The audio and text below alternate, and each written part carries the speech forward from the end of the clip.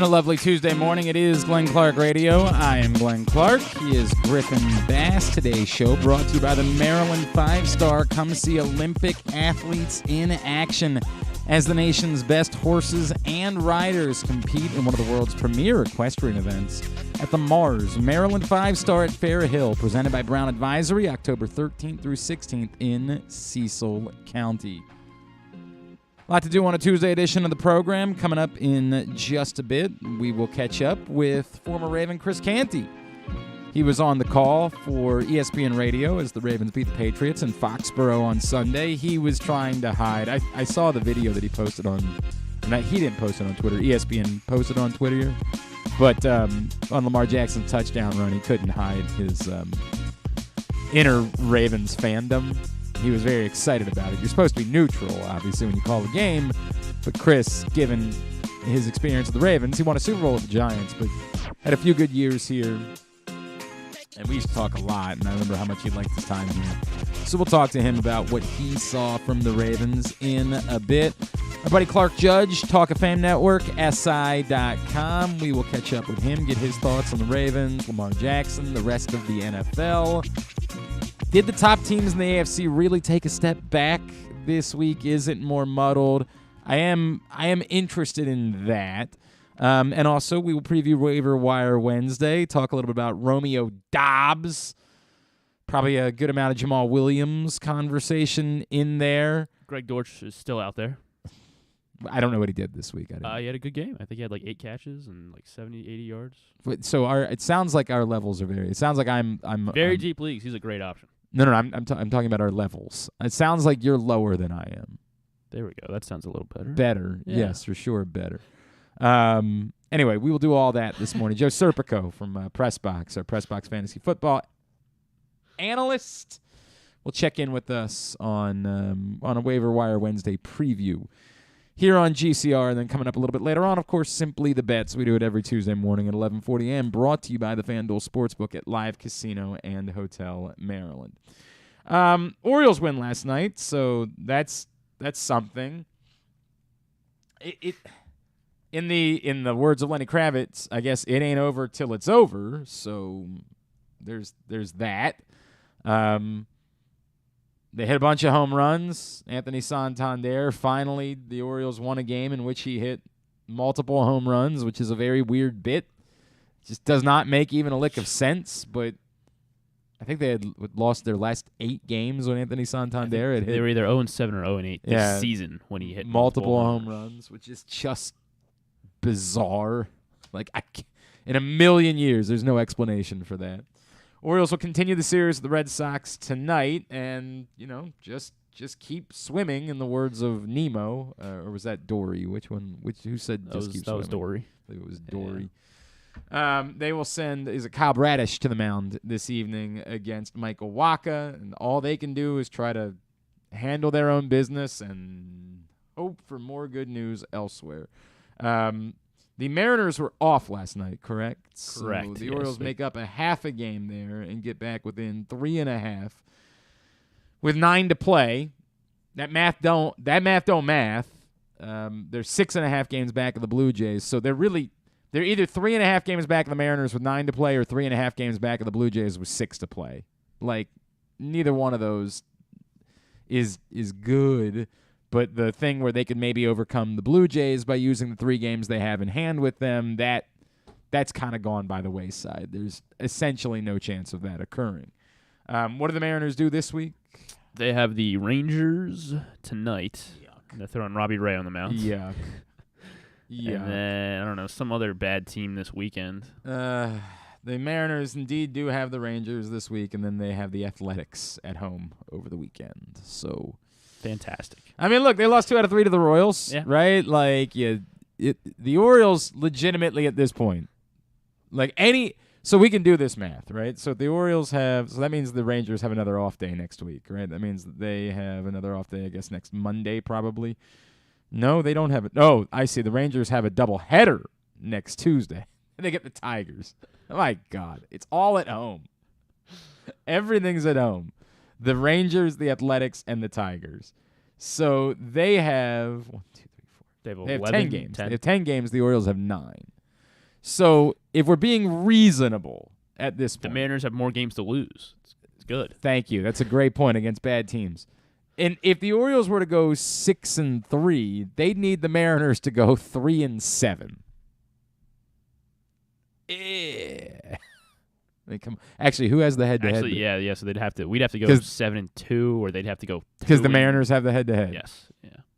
Why are we doing that? Why are we wasting our time with this? I mean, I get it. It's not over, so you feel like, hey, what did Kevin Garnett say? Anything is possible, right? Like impossible is nothing. Thank you, Kyle. I appreciate that. Strong. It's like he never left. I appreciate it, and I understand. Like, it's very difficult to just say, well, it's over and we shouldn't pay attention to it when it's not actually over. But it's over. I mean, it's over. There's nothing else to watch tonight. So, for example, I watched a very minimal amount of the Orioles game. I watched the first, literally until the football game kicked off. Then I flipped over for a minute after the football game was over. But I'm going to watch football. It's just, come on, dude. I mean, I saw the ball that Gunnar Henderson hit. Oh my goodness. Crap. Holy hell. Jesus. So, and also I was listening to him try to explain the Keegan Aiken thing. Keegan Aiken's that you can't bring him back up now? Really? Is that? I think that's what I heard they were them just saying trying on to clear space. No, that's what the deal was. The deal was they just needed a pitcher. They had to have a pitcher. And so they had to make a move, and the move they made was Keegan Aiken, but I'm pretty sure I heard them on the broadcast say that means that Keegan Aiken can't come back up until the playoffs if they were to get there. So it's interesting. It's not, look, Keegan Aiken, for as well as he was pitching earlier in the season, has not pitched that well of late. Like, that's just kind of the reality. So, arm fatigue perhaps. I'm not sure. Or maybe he was just sort of pitching over his head, and that wasn't really who Keegan Aiken was going to be.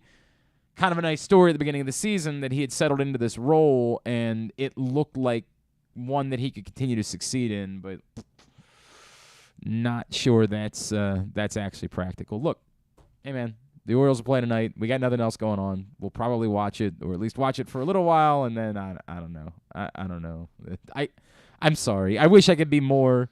Hey, anything could happen. Like, I can't. It's not happening. It's been over, and it's a bummer. But we'll talk about that more when it's actually over, when it becomes official. As far as the football game is concerned last night, I have no idea what the hell to make of Cooper Rush. It's not like he's playing particularly well, but he's playing well enough. I hate what I hate about it. I have to admit this. I more nothing the Cowboys than I hate the Cowboys. I hate the idea of the Cowboys.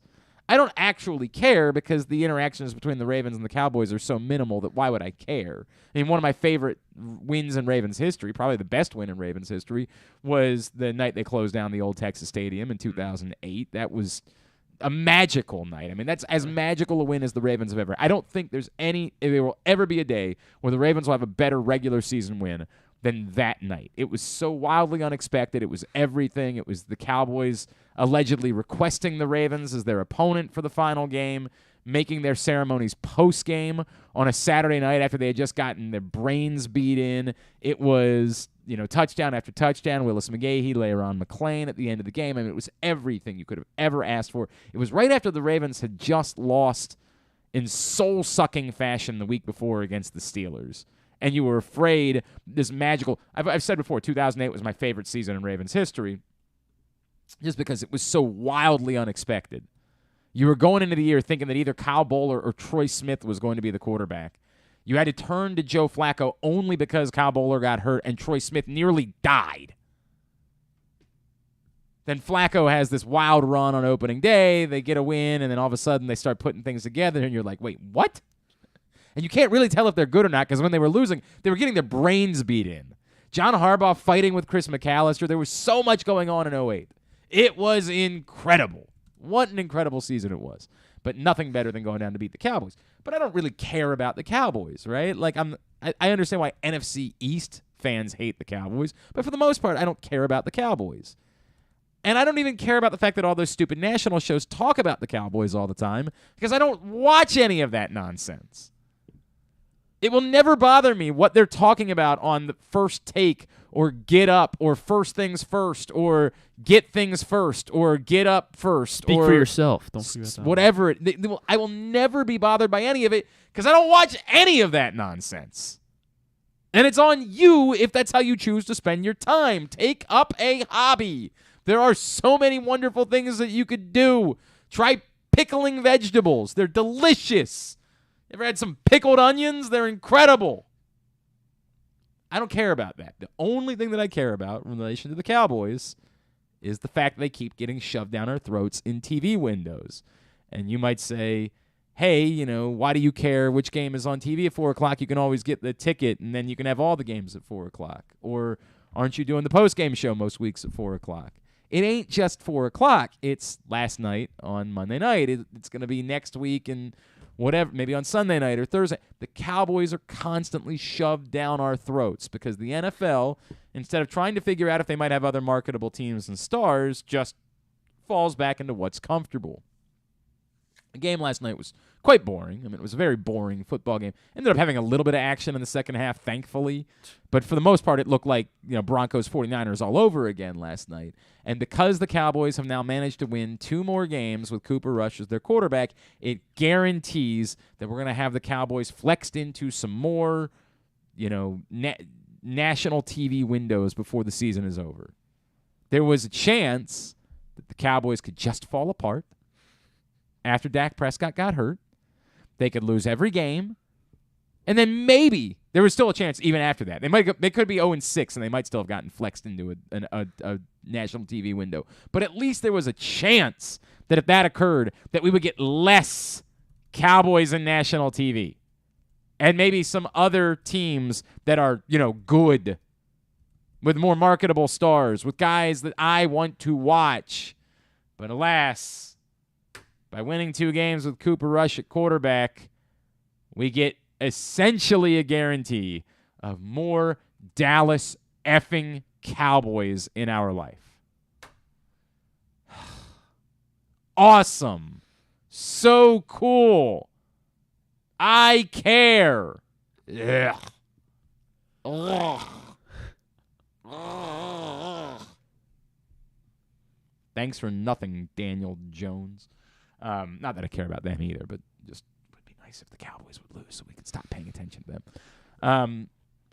I got new power rankings coming today at PressBoxOnline.com. Look, I'm going to default a new team into the number 1 position, but I don't believe in it. I don't believe the Dolphins are actually the best team in the NFL. It's just that, you can only spit in the face of the results so much, right? I'm not going to leapfrog. The Bears have won 2 games. Did you realize the Bears have won 2 games? I guess no. I guarantee, no. I didn't wake up this morning thinking, oh my God. I wrote this in Power Rankings. I guarantee you could go to a bar this week and win money betting against somebody about how many wins the Chicago Bears have this season. Or, name the teams that have 2 wins, 2 or more wins. There's no chance anybody names the Chicago Bears. None. 0 chance. Because nobody has any idea what the Bears did this weekend. They've already forgotten about them beating the 49ers in week 1 in the monsoon. And nobody on the planet has any idea, unless you live in Chicago or Houston, that the Bears beat the Texans this weekend. I saw a stat. It was the White Sox, between the White Sox and Bears, since opening kickoff night, the Bears have more wins in Chicago than the White Sox. Oof, of course, the Guardians clinched the AL Central over the weekend. Rough times for the White Sox. Rough scene. Rough. Also, you don't have the Eagles number 1 over the Dolphins? No, I don't even have the Eagles number 2. Wow. I just don't believe. It's this thing where I think the Eagles are good. I do think they're good. But I don't. They've beaten nobody. We have to be honest about that. And I get it. Their schedule is not particularly difficult. The stats already out there that as of the moment, they would be favored in every game they play for the rest of the season. So their schedule's not going to get all that more difficult. There's a couple of games in there that are pretty close or could be in flux. There's I think a game at the Colts where at the moment they would only be favored by a point. And there's another one they play somebody good at home and they'd only be favored by about a point. But I can only overreact to it by so much. They haven't played anyone yet. Whereas I have to acknowledge that the Dolphins have played good teams and won all of their games. So I can't Do I really believe they're the best team in the NFL? No, I don't. Do I really believe that they're the team that's 3-0 that's played good teams? Yes, and you kind of have to recognize that and go with it. But both the Bills and the Chiefs' losses this weekend, the Bills to a good team, the Chiefs to what we thought was a bad team, both of their losses were extraordinarily fluky. Like, the Bills can't get a snap, can't get a playoff, had an opportunity to convert on 4th and goal. Josh Allen bounces the ball. You just don't see that every day. Like, goofy things kind of happened to allow for the Dolphins to get kind of a miraculous win. The Chiefs, it's an extraordinary set of goofy circumstances. They have to have a backup kicker who misses an extra point and a field goal, a short field goal. Oh, Tyler Bass also missed a field goal for the Bills in there. Add that into the list. Misses an extra point and a short field goal. They then have so little faith in him that they try to go for a fake field goal instead of just letting him kick a field goal. Then you have this Chris Jones thing where they were going to force the Colts in like a 4th and long, and he apparently says something to Matt Ryan that gets him a personal foul. Like, there's just such an extraordinary set of circumstances. The results happen, and you have to acknowledge them, but you also have to realize, like, they might not be the most genuine reflection of who the actual best teams in the AFC are. I still think the Bills and the Chiefs are the two top dogs in the AFC. I just can't ignore that the Dolphins are sitting at 3-0, and I think the Ravens are right there. And you might say, hey, but the Dolphins beat the Ravens in week 2. Yeah, but it was an extraordinary set of circumstances. Dolphins fans can be mad about that, but, like, you have to file it away. You have to acknowledge that. And plus, they're number 1 on my stupid power rankings, so how mad could you really be at me? Today's show also brought to you by the Stan the Fan Variety Hour. Stan and Ross Grimsley caught up with Bill Swaggerty last night, the former Oriole. If you missed it, you can find it right now. Facebook.com/PressBoxSports. Click on the videos tab. Go to YouTube.com/PressBoxOnline or PressBoxOnline.com/video. When we come back in, Clark Judge, SI, Talk of Fame Network, longtime NFL writer, Hall of Fame voter. We will catch up with him. It's Glenn Clark Radio. Experience the best in Kamado Grilling, a complete outdoor cooking appliance. The Ginsu Kamado Grill allows anyone to sear, grill, bake, and smoke all types of food. Designed for efficiency and function, the Ginsu Kamado Grill upholds the enduring legacy of the iconic Ginsu brand. The Ginsu Kamado Grill is perfect to cook all year round, is great for parties, and ideal for tailgating with your friends. Reserve your Ginsu Kamado Grill today at ginsugrills.com and get $100 off on your pre-order when you use the promo code TAILGATE. That's ginsugrills.com. Reserve yours today. Stan the Fan here, welcoming back one of my favorite sponsors, the Costas Inn. And everybody around Baltimore knows the Costas Inn is a great place to go and grab crabs, steaks, salads, soups, whatever's on your mind to eat in person. But did you know that the Costas Inn has upped their game? They are now one of the premier takeout places in Baltimore. Give them a call now to order your food, 410-477-1975. That's the Costas Inn, over 4100 North Point Boulevard.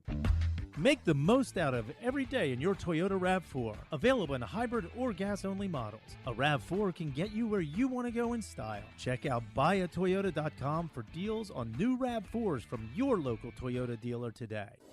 See Olympic athletes in action as the nation's best horses and riders compete in one of the world's premier equestrian events at the Mars Maryland 5-Star at Fair Hill, presented by Brown Academy, October 13th through 16th in Cecil County. Don't miss the breathtaking excitement of the dynamic cross-country competition or the elegance of dressage and precision of show jumping. There's also great shopping and activities, including a fresh food fest, corgi race, and a beer, wine, and spirits showcase. So come enjoy a beautiful fall day at the Mars Maryland 5-Star at Fair Hill, presented by Brown Advisory, October 13th through 16th. Learn more and buy tickets at maryland5star.us.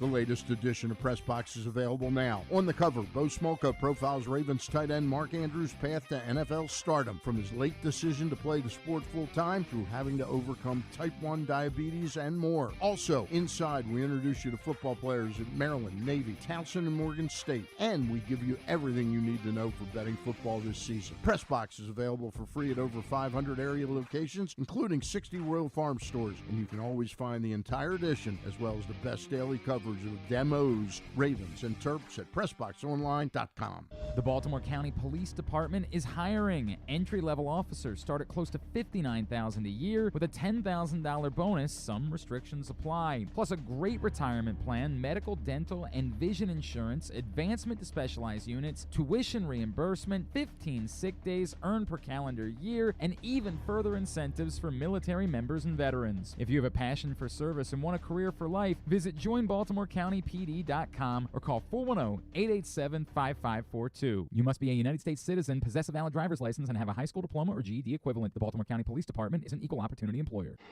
If you can't listen or watch live, you can subscribe to the show via Spotify, Amazon, or Apple Podcasts. Leave a 5-star review while you're there. Or, if lying isn't your thing, we'll take a 3.5-star review too. Today's show also brought to you by the FanDuel Sportsbook at Live Casino and Hotel Maryland. They're giving you free bets right now. You come into the FanDuel Sportsbook, you make a $25 parlay bet with odds of plus 500 or longer, then you can come back the next week with $5 in free bet to use on a same-game parlay with plus 500 odds or longer. It's getting 2 bites of the apple. The FanDuel Sportsbook at Live Casino and Hotel Maryland. Always good to catch up with our next guest, friend of mine, longtime NFL writer, Hall of Fame voter, Talk of Fame Network, SI.com. Mr. Clark Judge is back with us now here on GCR. Clark, what's going on, my friend? How are you? I'm doing fine. Who do you like in that sports bet? Sorry, Clark, we have a little bit of an Who are you issue with our taking in phone that? there. We'll get that fixed real quick, and then we'll try this one more time. That's on us. It's not on him. Try that one more time. Clark, you got me? You do. Oh, you that's got awesome. me. Yeah, I got you. That's the most important part. Great to chat with you as always, sir. Thank you for taking the time for us. Yeah, my pleasure. Clark, I'm going to ask you this broadly. Who's the best quarterback in the NFL right now? Josh Allen. Okay. Josh Allen. I know I'm talking to a Baltimore crowd with Lamar Jackson. Lamar Jackson had a great 3 games, but Josh Allen is absolutely carrying that Buffalo team. And I know Lamar's doing the same thing in Baltimore, but you watched that game against Miami last week. I mean, that was something else. I mean, honestly, I really got a great admiration for him there. But Lamar Jackson's playing out of his mind. He's playing at an NFL MVP caliber of football. But if you ask me who I'd take first, I'd take Josh Allen because I think he can do what Lamar Jackson can do in terms of escaping the pocket, gaining yards, running. Not as wildly spectacular as Lamar Jackson, but who's the more dangerous quarterback in the pocket? I think it's Josh Allen. So, yeah, I take him by a nose over Lamar Jackson. At this point, 3 games into the season. Right. And look, I'm not going to try to overreact to it because I would have agreed with you for sure coming into the year. But, man, after 3 games, I've always been enamored with what Lamar Jackson is capable of doing, and we've all seen it. And when idiots were talking about him not being a good passer, we actually had all of the evidence here, and we kept saying, what in the world are you talking about? He's an outstanding passer. But what we're seeing this season is it's unlike anything I've ever seen before. I'm not old enough to know what it was like to watch John Unitas, Clark. But, I've never seen anything like this in this city.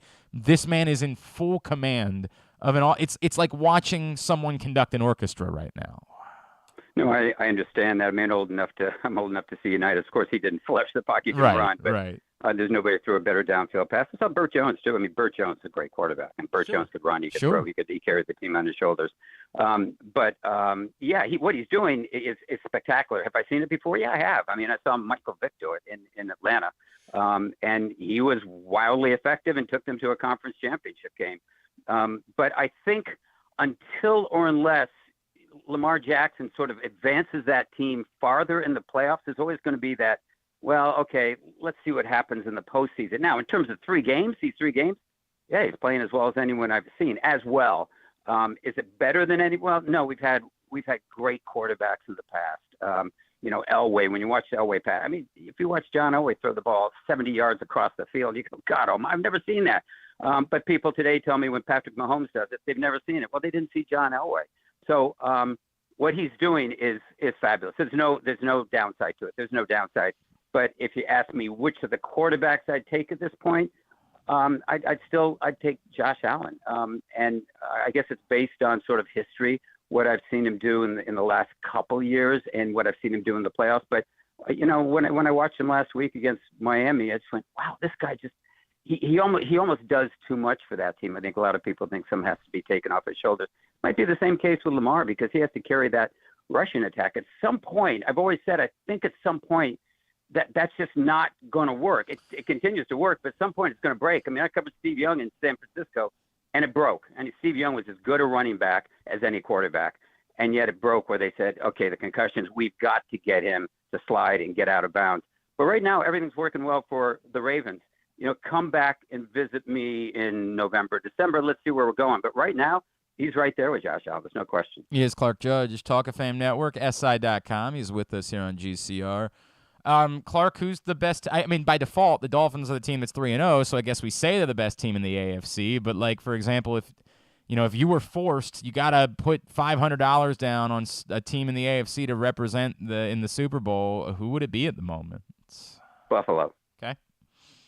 Yeah, that loss last week only sort of reinforced my feeling that they would do it. At one point, they played without 11 starters and team contributors. 11. Their defense is decimated, yet they hung tough. They were there at the end.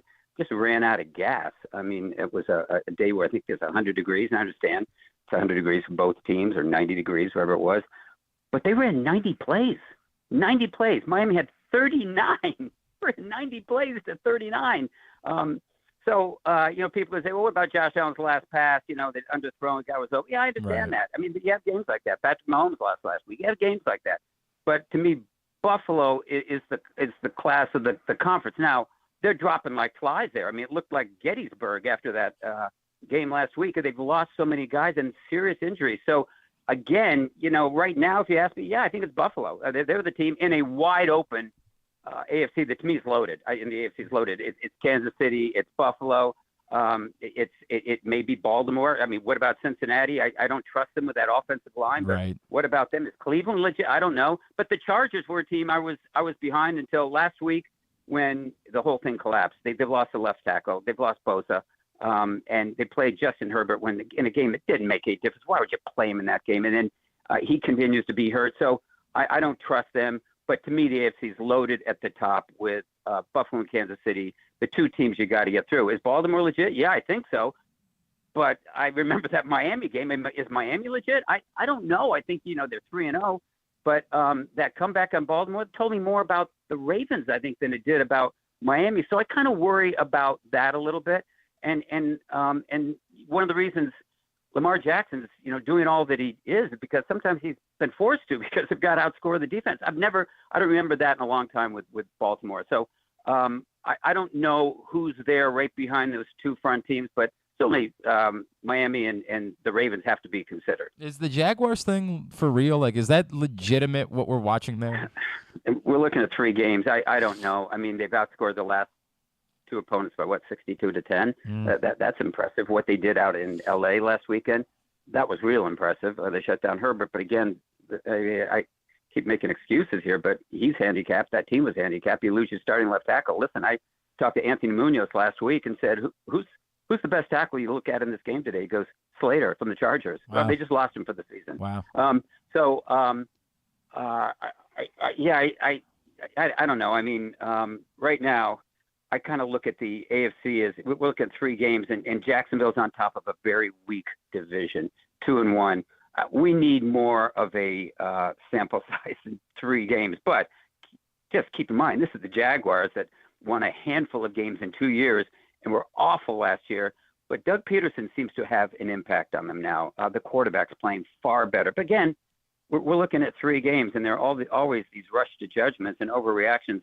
I always tell people to settle down. And again, I've been around a long time, as you know, and so I go to the first year I covered the 49ers. They were, that was 1994. They were 3-2 after the first 5 games, and Steve Young had been benched in a 40-8 loss to the Eagles. I remember because I was new in that city, I said, hey, covered the Chargers for a long time. They lost every year. So let's be patient. Everyone else is jumping off the ledge. My gosh, the sky is falling. So they're 3-2. They didn't lose another game until the last game of the season when they just didn't play anyone. And then they won the Super Bowl. So it's really way too early to make judgments. But is Jacksonville better? Yeah, they're better. How much better? I don't know. Well, I need you to make judgments. You're Clark Judge. I read your judgments every week, sir. I'm going to need that. And I go to the same thing, Clark, with the Eagles. We're like, I think we all looked at the roster coming into the year and we said they've got it. I mean, like it's there. The roster is extraordinarily well constructed on both sides, and they've looked great through 3 games. But they haven't really played anyone that we think is. Like, we're not looking at them and saying, this is remarkable. Like, for example, the Dolphins are beating what we think are good teams. The Eagles aren't doing that, but I guess they're just sort of building off our predisposed beliefs about the roster they had put together, and that's why we're inclined to buy into what it is that they're doing and maybe being a favorite in the NFC. Yeah, I think that's true, but I think there's another factor. Look at the division they play in. They're really nobody's in that division. I mean, can they beat the Cowboys? I think they can. I mean, Dallas has got a raft of issues, some of which you saw last night, but not a lot. The Giants, can they beat them? Yeah, Washington, sure.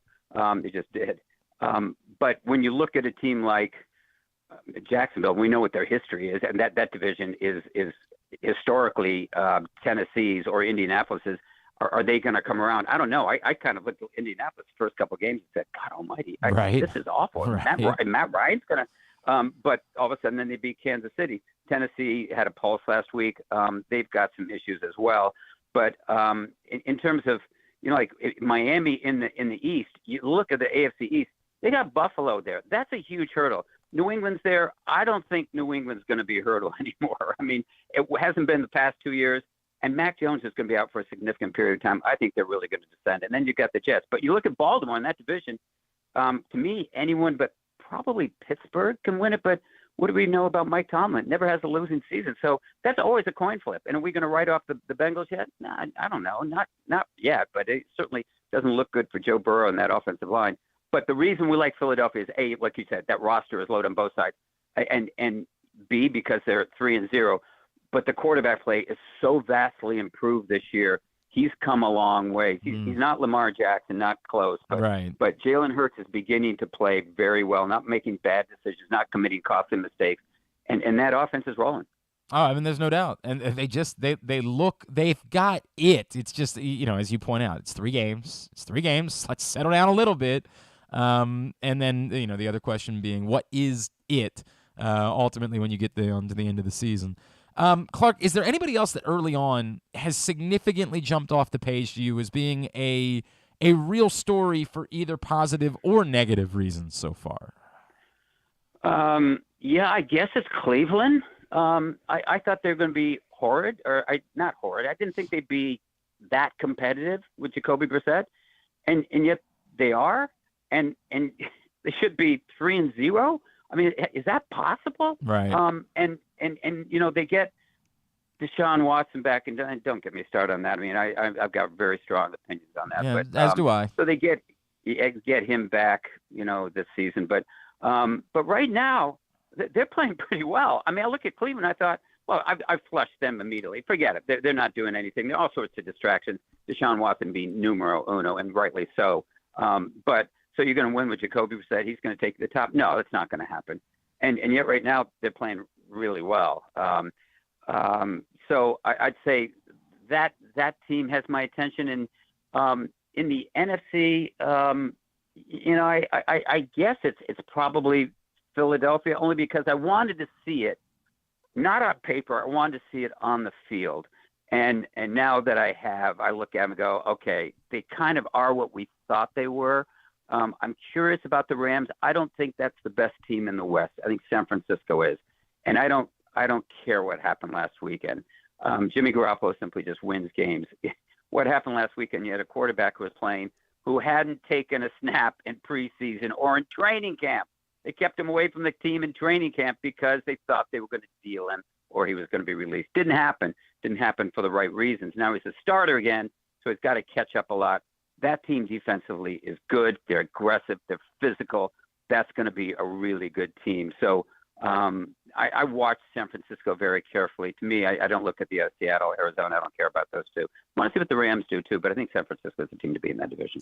Clark, not really all that much that's significant. I know you guys are going to be moving towards a Hall of Fame vote in January. Not so much that's significant locally. I'm guessing the fact that neither Anquan Bolden or Steve Smith got through, and given the number of wide receivers that you guys still have ahead, there's no reason to think those guys are going to inch any closer this year. Well, I wouldn't say that. I mean, Andre Johnson was in his first year last year. He got to the final 10. And yet there is a logjam right now because we've got 3 out there. And Torrey Holt, Reggie Wayne, Andre Johnson. You figure, is one of them going in? I don't know that, because I can't say, honestly, when I look at any of those 3 that say Hall of Fame receiver, and yet when you get in that room, you hear the argument, you can go in that direction. Wayne and Holt stood still last year. Andre Johnson passed them by. So they didn't make the cut from 15 to 10. He did in his first year. So you would surmise that he might be on the short list this year. But we've got Revis. We got Joe Thomas coming up, right, Freeney. So there are going to be probably 5 new faces in that room this year. First-year guys, Thomas and Revis, obviously, 2 of them. Well, would another receiver be one of them? Could be. I mean, it really could be. I wouldn't rule out their chances. I think they're probably diminished because of the 3 in front of them, but I wouldn't rule it out. And they will be in that room at some point. I just don't know if it's early enough to satisfy Ravens. Yeah, that's the gut. That's everything you just said is about the gut that I had. Like it's not a no. It's just right now probably the math doesn't necessarily work for them to be up for it. Yeah, and the thing is, people get really bent out of shape about these first ballot Hall of Famers and second ballot Hall of Famers, and they've got 20 years there before they go into the senior category. But someone, smart man, reminded me years ago, what do they call the last guy who graduated in his medical school class? A doctor, yeah. They call him doctor, and that's right. And then so that makes any difference if you go in your 20th year. Sam Mills is in this year. He made it in his last year of eligibility. Last year, he made it. He's a Hall of Famer. Right. Okay, whether it's 20th year or first year. So at some point, those guys will be in the room. He is Clark Judge. Clark, what can I plug for you, sir? Right now, you could just plug me at Twitter at Clark Judge TOF. We are overhauling that site in a sense. I mean, one of my partners, 3 of us, Rick Gosling, Ron Borges, and one of them had a health issue, and a pretty serious health issue within his family that caused him to step aside. And we said we can't do it anymore. So I'm taking on another partner, and we're rebooting that maybe this week and maybe next week, but soon. But you can plug my I Test for Two podcast, which is itestfor2.com, which I do with Ira Kaufman, who's a Hall of Fame voter. And actually, that's where we talked to Anthony Munoz last week. So please do if you would. Happy to do that as always. Clark Judge, it's great to chat with you, my friend. Let's do it again soon. Thank you, sir. Look forward to it. Take care. Clark Judge joining us here on GCR. Appreciate that as always. Today's show is also brought to you by the all-new Ginsu Kamado Grill. Right now, you can get $100 off your reservation of a new Ginsu Kamado Grill by using the code TAILGATE when you go to ginsugrills.com. The all-new Ginsu Kamado Grill is the perfect ceramic tailgate or home grill to sear, grill, bake, and smoke all kinds of food. And, of course, if you are headed to the game on Sunday, stop by the Mother's Tailgate, which is happening at Hammerjack's, just sort of a co-op deal that they do. And you can see the PressBox Ginsu Grill's tent, see the Ginsu Grill in action, enjoy some delicious samples. There will be giveaways. I believe we're giving away before the end of October a Ginsu Kamado Grill with $500 in grilling meats, and you can register to win that incredible prize by stopping by the tailgate on Sunday. If you're looking for tailgate plans before the game, I do hear there might be a little weather in the forecast on Sunday, something that we're going to need to think about as we start looking ahead to that. We'll need to monitor that. But if you're looking for plans before the game, starting at 9 a.m., you can be at Hammerjack's for that Mother's Tailgate. Free to get in, but you can also get the all-inclusive option, $49 with premium brand open bar and great food. Again, hammerjacks.com to get those tickets. Couple of thoughts quickly. Chris Canty is going to join us here in a few minutes. One, Clark brought up the Browns. Obviously, the Myles Garrett thing, terrifying when you see the pictures. You're like, holy crap. The idea that he was able to get, come away from that with not even a broken bone is miraculous. The car apparently flipped a few times. Look, I am extraordinarily down on the Browns franchise, and we always were because, they're the Browns, and, we don't want them to be good on top of that. And then you add in this abominable decision that they made with Deshaun Watson. Like, you add all of that in, and it becomes like we used to just laugh at the Browns. Now there's a genuine sort of dislike and distaste when you talk about the Browns. But you have to be capable of separating all of that when it comes to Myles Garrett. It remains to be seen exactly what the story is. Like, that's the part of this. Like, all we know right now is no broken bones. He was able to be discharged from the hospital last night. We don't know if there are other, injuries that could have occurred. Like, if he pinched a nerve or something like that, that's going to be really significant. So that needs to be, we need to get a little bit more information about that in the coming days. Because as written, it would make you think, well, he's just fine. Which seems impossible, but that's amazing if that's the case. That'll be clearly a huge story this week out of Cleveland, is exactly where is Myles Garrett after a scary car accident yesterday. The Ravens did make it official with Jason Pierre-Paul yesterday. Of course, we knew that was coming. We will see, can he be on the field this week? I mean, it's interesting to point out, right, that he didn't have a preseason or anything like that. Well, neither did our buddy Brandon Copeland, who joined us on the show yesterday. Like, he wasn't in training camp, and yet he was able to get on the field pretty quickly after he signed with the Ravens. So it wouldn't stun me if Jason Pierre-Paul is out on the field this week. It would only stun me if he's ready to be impactful as soon as this week. I just cannot expect that in any way. And impactful, like, could he make a play or two? Maybe.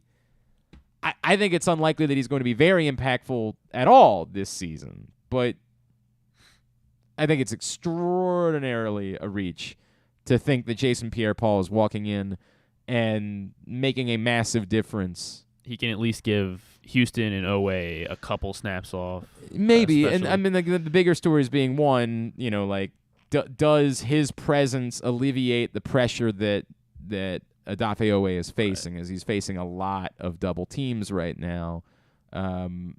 Does his presence, and also we got to know where Justin Houston is. Like, is Justin Houston definitely ready to play this Sunday, which is a question I don't know the answer to.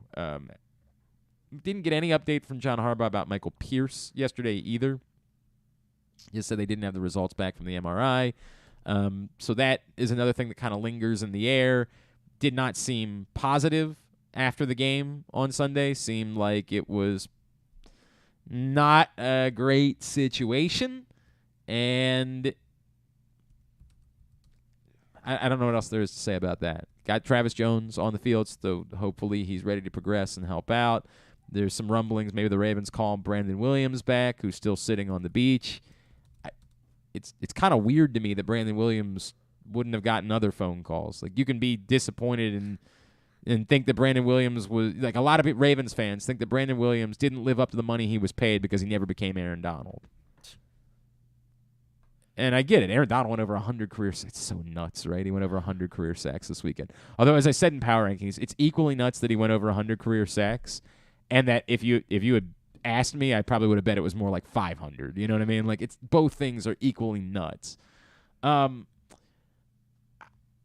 don't really... Brandon Williams... I've said it a million times. The frustrating part about talking about Brandon Williams to the Ravens fans is Brandon Williams made the Ravens drastically better whenever he was on the field. And you knew that because every time he was off the field, they would get gashed by some nondescript running back. Or Nick Chubb. Nick Chubb's not a nondescript running back. Every time he was off the field, the Ravens would get murdered on the ground.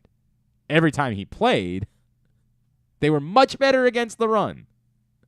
And in the 3-4 defense that the Ravens operated while Brandon Williams was here, his job was to take on double teams. He was not tasked with being the guy that was supposed to be impactful in the backfield, although, it's not like he never made a play there either. So I'm a bit surprised that Brandon Williams is still sitting on the beach. Like, I'm a bit surprised that, like, there weren't calls. It makes me wonder if maybe there were calls and he just kind of was at a place in his career where he was like, yeah, I don't know, man. I just might be good. I don't know what to make of that. Obviously, we got to get more of an answer on Michael Pierce first, and then the Ravens can figure out what they do from there and if Brandon Williams could factor into it in some capacity. All right, when we come back in, speaking of former Ravens defensive lineman, we got one of those who's going to join us. Chris Canty, former Baltimore Raven, now, of course, with ESPN and ESPN Radio, and he actually was on the call for Ravens Patriots on Sunday on ESPN Radio. So we will chat with him about what it is that he saw from the Ravens when we come back in. This is a Tuesday edition of Glenn Clark Radio. The Baltimore County Police Department is hiring. Entry-level officers start at close to $59,000 a year with a $10,000 bonus. Some restrictions apply. Plus a great retirement plan, medical, dental, and vision insurance, advancement to specialized units, tuition reimbursement, 15 sick days earned per calendar year, and even further incentives for military members and veterans. If you have a passion for service and want a career for life, visit joinbaltimorecountypd.com or call 410-887-5542. You must be a United States citizen, possess a valid driver's license, and have a high school diploma or GED equivalent. The Baltimore County Police Department is an equal opportunity employer.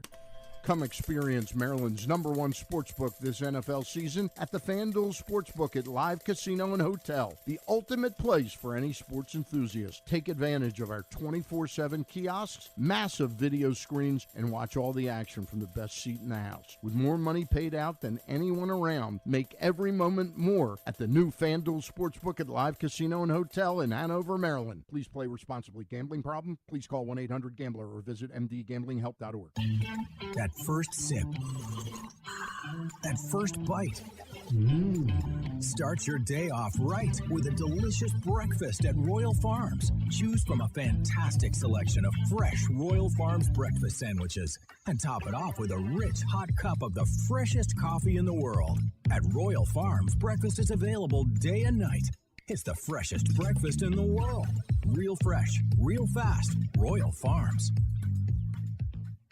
Glory Days Grill's Oktoberfest menu is now running. It's one of their most popular seasonal menus all year. It features the chicken schnitzel, the Oktoberfest brewer's platter, the brewer's sausage sandwich, the Bavarian burger with a pretzel bun, the cheddar ale soup, the slam dunk pretzels, and the apple cobbler. All of these meals pair well with Oktoberfest beers and Angry Orchard on draft. Dine in or order online at glorydaysgrill.com and pick up your favorites to take home. Glory Days Grill, great food, good sports. The Maryland Lottery presents Ravens' Greatest Plays.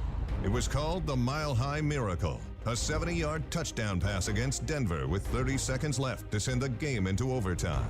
The Ravens eventually won, propelling them to the championship. Another great Ravens play belongs to Diane from Annapolis. Diane played Ravens Scratch-Offs and won season tickets for 20 years. You could be next. Play Ravens Scratch-Offs with instant prizes up to $100,000. And please play responsibly. Have you been to Guilford Hall Brewery? Located in Baltimore's Station North neighborhood, Guilford Hall Brewery breaks the craft brew mold with their great handcrafted microbrews and amazing Bavarian-style food selections. Join Guilford Hall 7 days a week for Orioles, Ravens, and all of your favorite college games. Make plans now to watch the big games, play trivia, or bring your dog for Yappy Hour. They even have free valet service on Friday and Saturday nights. Go to guilfordhall.com for a complete schedule of events, beer listings, and food and drink specials. We'll see you at Guilford Hall Brewery. Tune in to Simply the Bets every Tuesday and Weekend at Bookies every other Thursday at 11:40 a.m. And if you really have nothing better to do, keep listening to this show too. The Toyota Tacoma comes in a range of models and trim lines. You can choose the perfect Tacoma to reflect your unique personality and driving habits. Check out buyatoyota.com for deals on new Tacomas from your local Toyota dealer today. Still to come this morning, we are going to preview Waiver-Wire Wednesday. I am in one of my leagues currently 0-3, and Griffin, I swear to God, this might be the single worst week of fantasy football I've ever had in my entire life. It was definitely like a down week. Yeah, like well, across, I won in board. other leagues. Just like low scoring points. This is my team. I need you to know this is my team in this league, and this is how they performed. By far and away, my top performer of the week, Austin Eckler, with 13.3 points. And I mean by far and away my top performer in a week where my team scored 57.46 points. Russell Wilson, 9.06. DeAndre Swift, before he got hurt, 7.6. Gabriel Davis, 6.7. Allen Robinson, 4.3. Dawson Knox, 6.5. J.K. Dobbins, 6. Dustin Hopkins, 4. The Giants defense, 0. Wow. I had I left Russell Gage on my bench. That would have gotten me 24. I had Khalil Herbert on my bench. That'll hurt. That'll sting. Well as That'll Chase sting. Edmonds, who decided to score 2 touchdowns yes, for some reason. He did decide to score 2 Adam touchdowns. Thielen had a good week. I could use some help. This might be an aggressive week for me. This is where we have $100 worth of fab to spend all year long. I might spend all of it this week because So I spent like 75 at least. I'm in trouble. I'm 0-3. Go get Greg Bush. Go get Greg I got to Bush. swing for the fences. I'm trying to figure out a way. This is the media league that we do. My buddy Cordell Woodland's trying to get me to trade him DeAndre Hopkins because I do have him sitting on my bench. And I need a quarterback. I cannot play Russell Wilson again. Like, I just can't do that. I cannot play Russell Wilson ever again in fantasy football. I've been very lucky with my schedule in my one league. where I've been starting Marcus Mariota, so I'm 2-1. I'm 2-1, but I am in bad because my running backs are Najee Harris and Alvin Kamara, who both bad weeks. Yeah. Mike Williams is my wide receiver 1. I do have Christian Kirk, who's been good, but yeah, he has been. He's been very good. Yes. In fact, we made fun of them for how much money they gave him, and he has been outstanding. All right, we had to do this a little bit earlier on because of his very busy schedule with all of his many, many jobs with the ESPN Corporation. But after he was on the call on Sunday, an opportunity for us to catch up with former Raven Chris Canty right here on GCR. Well, it has been way too long since we have caught up with our next guest. He was on the call Sunday for ESPN Radio as the Ravens took down the Patriots. You, of course, see him on ESPN and hear him on ESPN Radio. He's former Raven Chris Canty, and he's back with us now on GCR. Chris, it's Glenn. Been too long, man. Thank you for taking the time for us. Man, Glenn, thanks for having me on. And I got to say this about our guy, Lamar Jackson. I knew he was one of the most entertaining athletes on the planet, but it's different when you get to see him up close and personal on a 5-touchdown day. It was amazing to watch him do his thing yesterday in Foxborough. Chris, I'm so glad that you bring this up, man, because it's hard to define for me. Like, we've known how good Lamar Jackson has been for some time, and despite all of the idiocy that exists about him within the outside world, people who still question him as a passer, things like that, we've known here for a long time. But yet, it somehow seems like he has still risen his game to even another level from, what was already unanimous MVP level before. No doubt about it. And the thing that I like about what I'm seeing from Lamar now is just his evolution as a quarterback, being able to win from the pocket. Yesterday, he was dominant against the New England Patriots against the blitz. He was 9 of 10 for 107 yards and 4 touchdowns. And in the red area, he was just as deadly. You're talking about him being 7 or 8. So I just think that when you start talking about the understanding of the game and being able to grow your football acumen, you clearly see that in Lamar Jackson.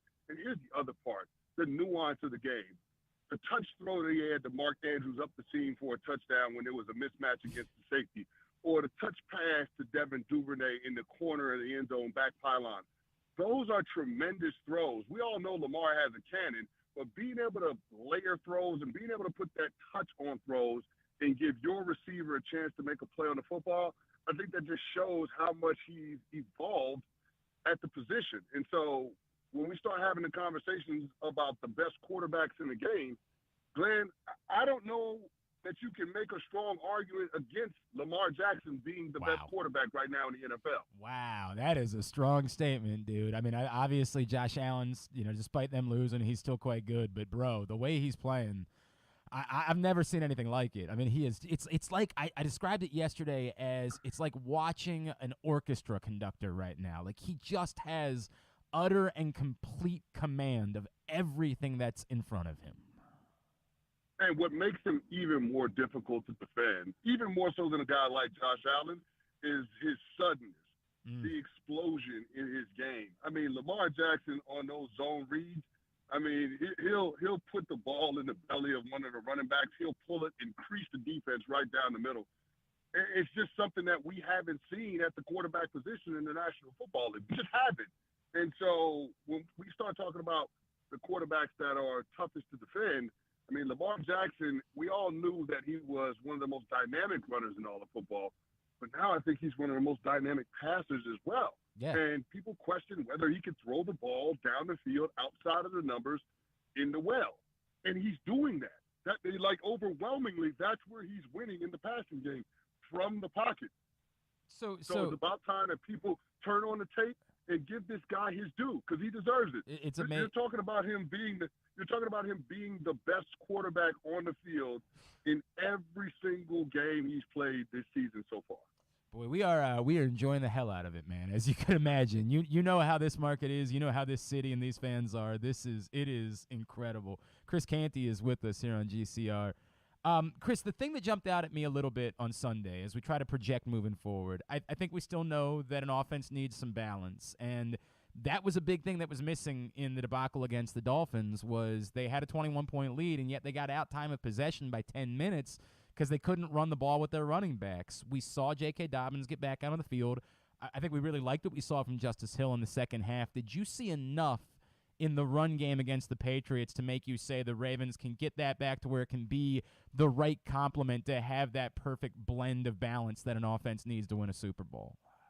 No, I still didn't see enough. Okay. I still didn't see enough. And going into yesterday's game, you got to remember, on 31 rushing attempts, Baltimore Ravens running backs had no broken tackles. Yeah. I think yesterday J.K. Dobbins had a broken tackle. It was a nice spin move that he put on one of the outside linebackers for the Patriots. But outside of that, you're not seeing a lot of broken tackles from the running backs for the Baltimore Ravens. And you're going to have some of those make-a-miss moments in order to get more mileage out of the run game. I mean, the offensive line is blocking it up for the Baltimore Ravens. Going into yesterday's game, they were 7th in the National Football League in run block win rate. So it's not like they're not getting movement at the point of attack. It's just that the running backs haven't been able to take full advantage of the holes that the offensive line is opening up. And so I think that's the next step for this Ravens offense. But also I will say this, I have full confidence that they have the guys in the room that can get it done. J.K. Dobbins, that was his first action in over a year. Like, just give him some time to settle in. I think he's going to be huge. Him getting seven carries in the run game, Justice Hill being the change of pace guy, I think they'll be fine. You're just hoping that it comes around sooner rather than later, just to take some more pressure off of Lamar. What did you see from Daniel Faalele, Chris? Because we're hoping that Ronnie Stanley will get back at some point, but I think it's a question where we start to have to use the word if. We are nervous about what's going on there. Maybe Patrick McCary returns next week, and he struggled to start the game, but boy, it looked like he really found his footing quickly and that he can play at this level. Well, I tell you what, Faalele struggled when he was going up against Dietrich Wise as soon as he was thrust in the action in the second quarter, right? Dietrich Wise had a couple of back-to-back sacks, so it was a situation where you felt like he was overmatched. But the thing that I liked about what I saw about him in the second half was his ability to be able to generate movement at the point of attack in the run game. Mm-hmm. If you remember the last play where Lamar Jackson was able to get into the end zone, that was Faalele as the lead blocker pulling around into that hole and clearing it out for Lamar. So if he can do those types of things, I think the Ravens can scheme around whatever help he would need in pass protection. So overall, I thought it was a place to start. There's some things that concern you, but there were also some positives in there. But we know that as young players get more reps, they get more confidence. Confidence comes from demonstrated performance. So, I'm encouraged overall by what I saw from the Ravens. And I think offensive line is one of those things we have to watch along with the run game. But they'll be okay as long as number 8 is under center. He is former Raven Chris Canty, who was on the call for the Ravens' win over the Patriots for ESPN Radio. He's with us here on GCR. Chris, the concerning side of the ball would be the defense, obviously, and they did what they needed to do. And in a weird way, man, I don't know. It's so hard to be a good defense in the NFL, given the way the rules are written to benefit offense at this point. And I know it's only one game worth of evidence, but they made the plays that they needed to make in the second half. Is there a chance that this Ravens defense could be a playmaking defense instead of being, a statistically dominant defense? That what their strength could be is a team that makes big plays and gets the ball out when they need to? Well, I think they've shown yesterday they can be opportunistic. Being able to generate 5 turnovers when you include the turnover on downs That's huge in terms of being able to get your offense extra possessions, field position. And even if they have to be a bend but don't break outfit and an outfit that's thrives off of takeaways, that's still a formula for success in terms of being able to win championships. And when I won a Super Bowl with the New York Giants in 2011, that was one of our big things. We're a defense that gave away a lot of yards, but we did create a lot of turnovers. We got a lot of sacks, and we were good situational football, third down and red zone. So I think it's a formula that can have success, and I think that's what Mike McDonald is going to have to preach to his guys. And you saw that with the young guy Kyle Hamilton coming up with that strip on Nelson Aguilar late in that game. Like, that was a huge play that really thwarted any type of comeback attempt from the New England Patriots. He had been off to a bit of a struggle in the first couple of games. And look, I get it. He's a rookie. That's the way this works, right? But what can something like that do for a player to have a moment like that and for their confidence? I feel like around town we're hoping that could be a turning point for Kyle Hamilton. Well, again, just like I said, confidence comes from demonstrated performance and stepping up and being able to make a play in a key situation like that. I mean, that does wonders for a young guy in terms of being able to build him up and help him to feel like he belongs and that he can contribute to this team even as a rookie. So those are the things that we're looking for from Kyle Hamilton. I mean, the guy was, top half of the first-round pick. So he's going to have to be a playmaker for this Ravens defense. And quite frankly, based on what we've seen the last couple of weeks, they're going to need that in the passing game. Yeah. Yesterday, they gave up a lot of yards. I mean, Devontae Parker had a day. Yep. Coming into yesterday's game, Devontae Parker only had one catch for 9 yards. And he feasted on the Ravens secondary. But you saw in the second half they were able to make some adjustments.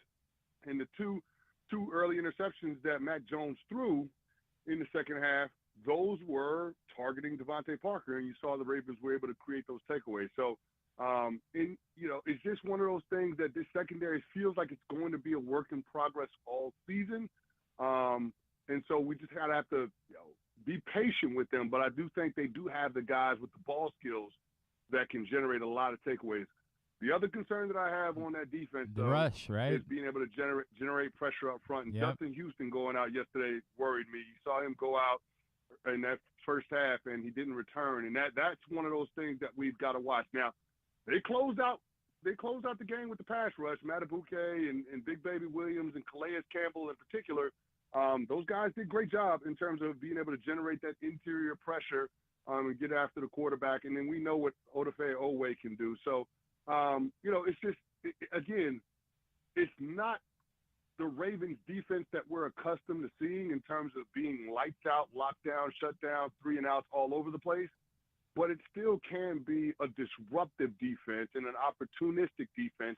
And I think that complements very well the strength and the identity of this team, which is on the offensive side of the ball. They're bringing in a former teammate of yours, Jason Pierre-Paul, which I don't know what to make. What could we possibly expect from Jason Pierre-Paul at this point in his career? Well, I had an opportunity to talk to a couple of the people on the Ravens staff yesterday before the game, and they're excited about what JPP can do. And one of the things that I mentioned to them was his ability to be able to rush from all over the line of scrimmage. I mean, you can have him out on the edge. He was an outside linebacker down in Tampa. You can put his hand in the dirt at defensive end. That's what he did with the New York Giants. But one of the other things he did when I played with him at the Giants was be able to kick down inside over guards and centers. And that's where you're going to find tremendous mismatches because that guy putting guards in space, it's a tough matchup for offensive linemen because of his athleticism and his explosiveness. And the thing that I like about a guy like JPP is that he's strong when it comes to run game at the point of attack. So even if you're talking about sub-package runs, he's going to be able to hold up against those guards and centers in there. And so you're not really losing much or you're not giving away much when it comes to kicking them down inside if you want to take advantage of certain matchups. So I just think he brings a lot of versatility. There's still plenty of gas left in the tank.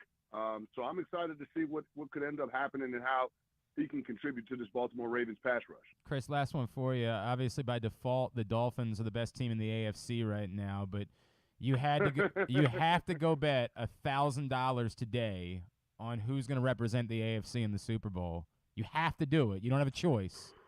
Who would it be? Ooh, that's a tough one. Yeah. Yeah. That's a tough one. I mean, listen, I think the Ravens are on a short list of teams that have the potential to do it. I'm concerned about the Buffalo Bills' ability to win close games. It's insane. So that's one of the great anomalies in all of sports, right? Like, how is it possible they haven't won a one-score game in 2 years? Yeah, I don't know how that's even possible, but that's the reality of it. And unfortunately, you are what you are in this league, and that's what it is. And so, I would probably still put my money on the Kansas City Chiefs. Okay. And although it looked ugly in Indianapolis yesterday, I think Harrison Butker being there changes the outcome of that game. Maybe they don't go for the fake field goal with Matt Amendola early in the fourth quarter. Sky Moore muffing a punt and creating a point-blank range scoring opportunity for that Colts offense to get them going didn't help the matter. Travis Kelce dropping a touchdown pass didn't help. And certainly Chris Jones getting that personal foul at the end of that game didn't help. I can come up with a myriad of different reasons as why the Chiefs ended up losing that game. That game was more about the Chiefs giving it away than it was about the Colts winning it. And so I would still probably lean toward the Kansas City Chiefs. But I will say this, our Baltimore Ravens are right there. I like that. I liked your emotions. I just saw the video you posted, or that ESPN Radio shared, of you guys reacting to Lamar's touchdown run. That is pretty good. I'm supposed to be objective, Glenn. I get I'm it, bro. I'm supposed to be partial, but it's hard to do that. I know you had a good – what they did yesterday. Dude, I know you enjoyed your time in Baltimore, because when you were here, you were willing to come on, like, literally every week. Like, you were – dude, you can call me any time. I know you enjoyed your time here. At Chris Canty 99, of course, on Twitter is how you follow him. Obviously, Canty and Carlin, ESPN Radio. Chris, is there anything else I can plug for you, man? No, man, I appreciate everything you're plugging for me, and appreciate the opportunity to jump on with you to talk about our Ravens, man. This is going to be a fun team to watch all season long. I mean, we can't wait. Hopefully we'll get to do it again at some point during the season. Chris, know you're busy. Truly and appreciate it. And hopefully we'll be talking about Lamar with another MVP. Let's go. And about $1 billion in guaranteed money at the time. Hey, man. There you go. There you go. Thank you, Chris. All right, later on. It's Chris Canty, former Baltimore Raven, now with ESPN, and he was in Foxborough on Sunday to call Ravens Patriots, and obviously some strong words in there, right? Says Lamar Jackson, currently the best quarterback in the NFL. Clark Judge doesn't agree. He says it's still Josh Allen. I get it. It's a tough thing, right? Where if you said right now, 3 games in, who's the best quarterback in the NFL this season, I would say it's either Lamar Jackson or Tua Tagovailoa, right? Like, those would be the nominees at this point, with Jalen Hurts. Jalen Hurts looks good. In that conversation. But combining everything we know, like if we weigh what we've seen most recently with what we've known about those players in more recent years, obviously Lamar sticks his neck ahead of Tua and Jalen Hurts, and then it's really a conversation about Lamar, Josh Allen, and Patrick Mahomes. And there's a legitimate argument to be made. Now, again, it's 3 games. It's 3 games. We got to keep it in our pants. And this is a big measuring stick game coming up this Sunday. I was trying to look up because I saw one of the, I don't think it was Bob Turk, who's retiring, which is crazy. I love Bob Turk. Despite the fact that Bob Turk never, ever has been on any of my shows. Bob Turk, I think a lot of people know, partially deaf. Has a cochlear implant, so we just didn't like doing radio interviews over the years, and we just never really established like I would see him places, and he would be like aware of me. Like Marty, of course, has come on the show 1 billion times over the years. Marty is one of our best friends. Love me some Marty Bass, but I've never had Bob Turk on any show that I've ever done, and I would like to, as he's retiring. I might need somebody to help me kind of grease the skids with getting Bob Turk on the show, because it's not somebody that I'm close with. So if you're willing to help me out on that, I'd love to do it. I just also don't know. Like, I remember having a conversation with him about that in 2006, where he just said, I don't do radio. I don't do. And I think I remember saying, like, I think I've heard you do radio on, WPOC or something. He was like, no, I pre-record those. I'm not doing an interview. I don't do interviews because of his hearing. He's got a cochlear implant. He's fine. He can hear. It's just, I guess in doing radio interviews was a problem. But I saw one of the weather folks in town go ahead and get a warning out, like, hey, I'm looking at Sunday and there is rain in the forecast. And I was like, that sucks. I don't want to hear that. Man, And so I said I'd better get an answer on it. And as it turns out, right now, according to weather.com, 75% chance of rain on Sunday in Baltimore. Winds 10 to 20 miles an hour, chance of rain. Actually, 80% now. Rainfall around a half an inch, and kind of shows rain throughout the day. Now, we are still 5 days away, so a lot can change between now and then. But that is a factor as we start looking ahead to Ravens-Bills. And when we have conversations about the matchup, we need to file away how that might be impacted by rain on Sunday, as that is in the forecast. Obviously, there's bigger weather issues that the NFL, of course, is dealing with this week. The Buccaneers have packed up and left town. They're going to practice at the Dolphins facility, which I was trying to figure out how that math worked. Right. Because the Dolphins are not off this week. They just play on Thursday night. And I get that typically when a team plays on Thursday night, they don't do like full-on practices during the course of the week. Like they basically just kind of do walkthroughs during the 3 days leading up. So I guess the Buccaneers, I'm assuming the way the math works is that the Dolphins will do a walk. Are the Dolphins at home on Thursday night, or is the game in Cincinnati? It's in Cincinnati. It has to be in Cincinnati, yeah. So maybe the Dolphins are doing an earlier walkthrough on Wednesday and then departing to fly to Cincinnati earlier in the day. And that means the Buccaneers do like their Wednesday practice late, and then they have carte blanche at the facility on Thursday and Friday because the Dolphins won't be using it. It was interesting to me, but I'm sure they got all that figured out. The bigger question is, will the Buccaneers be able to host the Chiefs on Sunday night, or will that game have to be moved? There's some talk that they could move it to Miami, move the game to Miami, or maybe move it to one of the places because Minnesota and New Orleans are playing in London this week, that perhaps the game could be moved to one of those two locations. I would imagine maybe, like if you've got a hurricane coming in, you probably want to get them away. So I would think that New Orleans, it's not, I don't think the path of the hurricane would take it towards New Orleans, but I still would think they might just want to say, hey, let's go somewhere far, far away. And that would make Minnesota more appealing of those options. But certainly something that the NFL will monitor this week, and maybe you monitor in your betting choices if you think it's a factor that the Buccaneers are going to be at home on Sunday. As of right now, not a guarantee that they will actually be at home on Sunday with a crowd behind them versus perhaps being at a neutral location somewhere. Remains to be seen how that plays out. I hate saying this because we're not in the path of the storm. I just don't pay the day-to-day attention to where the storm is going. Clearly, our buddy Jeremy Kahn is paying quite a bit of attention to it because he's got a layover on his flight to Florida or is on his way to the Bahamas. Or is that where he said he's going to the Bahamas or Bermuda? Jamaica. God, I'm a terrible friend. What a bad friend I am. I mean, you're in the right vicinity. I guess. So he's paying attention to it. I'm not paying quite as much attention to it. But from a betting standpoint, and we'll talk about betting, obviously, on Simply the Bets today, perhaps relevant.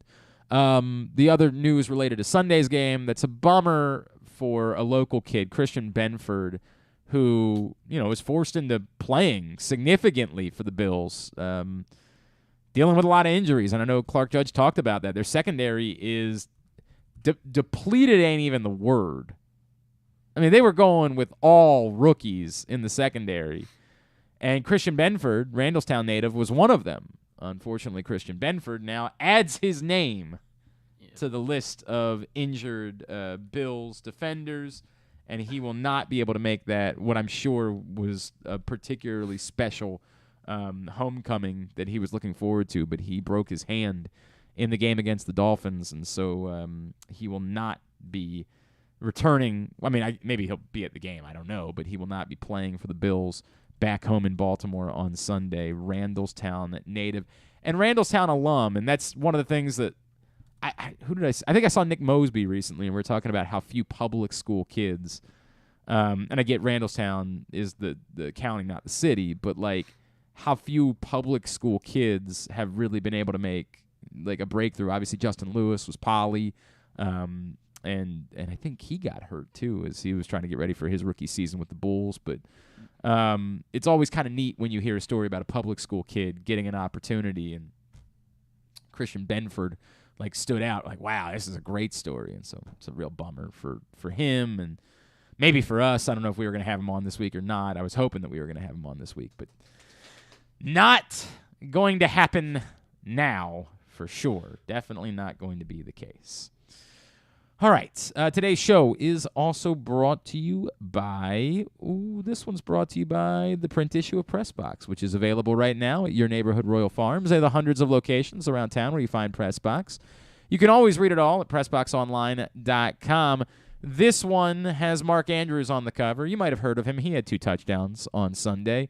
He is one of the true stars of the NFL, and his path to stardom was not particularly likely, and Bo Smolka wrote an excellent cover story about his unlikely path to NFL stardom. It's not just diabetes. By the way, if you haven't seen the video of Mark Andrews, there was a kid who was a Patriots fan. Like, I had a Patriots hat on, but was wearing a Mark Andrews jersey and held up a sign that said T1D for type 1 diabetes before the game on Sunday, and Mark Andrews came over and met him and his father and spent some time chatting with them and trying to encourage him. And it was a really neat moment. Like, if you have not seen that video, the Ravens shared it out in the last couple of days. If you go to their Twitter page, I'm sure you'll find it. Really special video, but a great story from Bo Smolka about not just that, but other reasons why Mark Andrews' path to NFL stardom was so unlikely. Great story. Read more about it in the print issue of PressBox, which is available right now. We are going to get you a preview of Waiver-Wire Wednesday. Who should you be targeting? Let's talk about Romeo Doubs. That's the one guy. By the way, I'm pretty sure I dropped him in the league where I scored 59 points. And I'm pretty sure I'm going to have to use FOB now in order to get him back. So, awesome. Awesome. But I've got him in another league. I did hold on to him there. We're going to talk about Romeo Doubs. We're going to talk about what to do in Detroit, the running back position, all those things. Joe Serpico, PressBox Fantasy Football Analyst, joins us next. This is Glenn Clark Radio. Have you been to Guilford Hall Brewery? Located in Baltimore's Station North neighborhood, Guilford Hall Brewery breaks the craft brew mold with their great handcrafted microbrews and amazing Bavarian-style food selections. Join Guilford Hall 7 days a week for Orioles, Ravens, and all of your favorite college games. Make plans now to watch the big games, play trivia, or bring your dog for Yappy Hour. They even have free valet service on Friday and Saturday nights. Go to guilfordhall.com for a complete schedule of events, beer listings, and food and drink specials. We'll see you at Guilford Hall Brewery. That first sip. That first bite. Start your day off right with a delicious breakfast at Royal Farms. Choose from a fantastic selection of fresh Royal Farms breakfast sandwiches and top it off with a rich hot cup of the freshest coffee in the world. At Royal Farms, breakfast is available day and night. It's the freshest breakfast in the world. Real fresh, real fast. Royal Farms.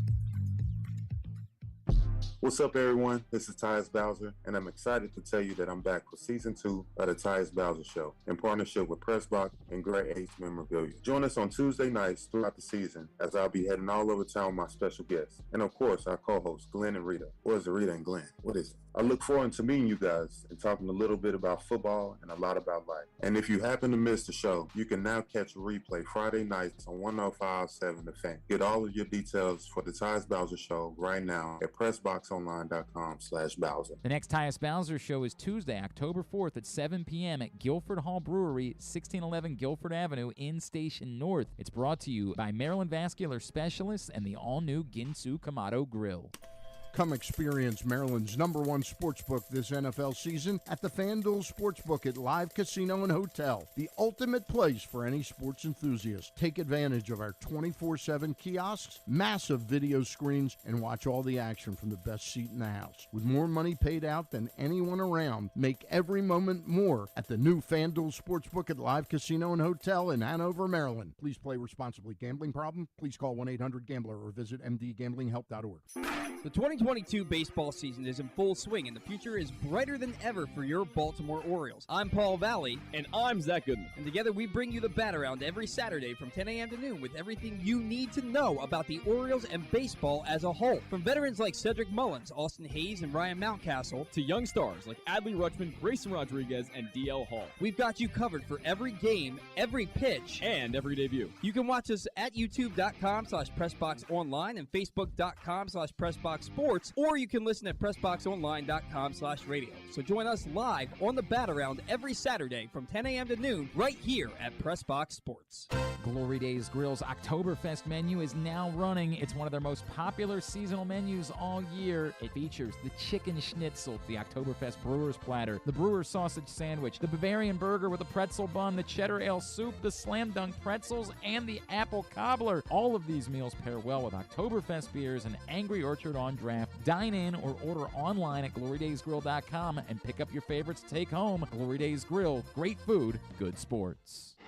Check out Jeremy Kahn's daily picks at PressBoxOnline.com as he tries to find you daily winners. And speaking of winners, here's a man who once won a media curling contest.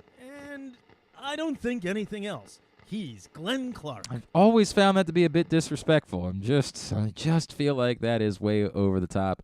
Hey, today's show is also brought to you by the Maryland 5-Star. Come see Olympic athletes in action as the nation's best horses and riders compete in one of the world's premier equestrian events at the Mars Maryland 5-Star at Fair Hill, presented by Brown Advisory, October 13th through 16th in Cecil County. On Tuesdays, we take a look at what's ahead in the world of fantasy football, preview what you should be doing. On Waiver-Wire Wednesday, he is PressBox fantasy football analyst Joe Serpico, and he's back with us now here on GCR. Joe, what's going on, man? How are you? I am terrific, enjoying this rather fine day out here today. Yeah, I'm not enjoying anything, Joe, because one of my leagues, the team that I fielded this week was Russell Wilson, Austin Eckler, DeAndre Swift, Gabriel Davis, Allen Robinson, Dawson Knox, and J.K. Dobbins, and I scored a grand total of 57.46 points. So I'm pretty sure I should retire in shame at this point and not even bother playing fantasy football for the rest of the season. Well, it sounds like you've named some decent guys there. That just all kind of be one of those weeks where none of them actually posted some numbers. It sounds like that roster is actually pretty solid. Well, I thought it was, but Russell Wilson stinks. Like, I'm literally at a point where I'm going to play Geno Smith before I play Russell Wilson ever again. It is that bad. All right, let's get into some of the big storylines this week in fantasy football. Let me begin with a guy that I was high on. I know our buddy Ken Zales was high on coming into the season, and I obviously had a huge breakout against the Buccaneers. Was this the moment of arrival for Romeo Doubs in Green Bay? Absolutely. I think, he's a little bit of a beneficiary of Sammy Watkins and Christian Watson both being out this past week. But, yeah, he's a guy that was hyped literally all offseason long. There was a lot of talk about him probably playing a key role. He was the one in training camp that seemed to be making the most splash plays. So it doesn't really surprise me that he's the guy right now. And it sounds like he might be the guy moving forward. Watkins is probably going to be out a couple of weeks. The same situation for Watson as well. So Doubs is the guy. If you're in need of a receiver, I would still think Lazard is just a little bit ahead of him, even though I believe off the top of my head that Dobbs had the better fantasy day this past weekend. But, Dobbs is the guy I would definitely be willing to slide in as my wide receiver 2 or a flex. So if you need to make a waiver wire claim on him, I would absolutely do so. Well, let's just say hypothetically you were in a league where maybe you only had $100 worth of FOB to spend for the year, and maybe you dropped Romeo Doubs a couple weeks ago in that league like an idiot.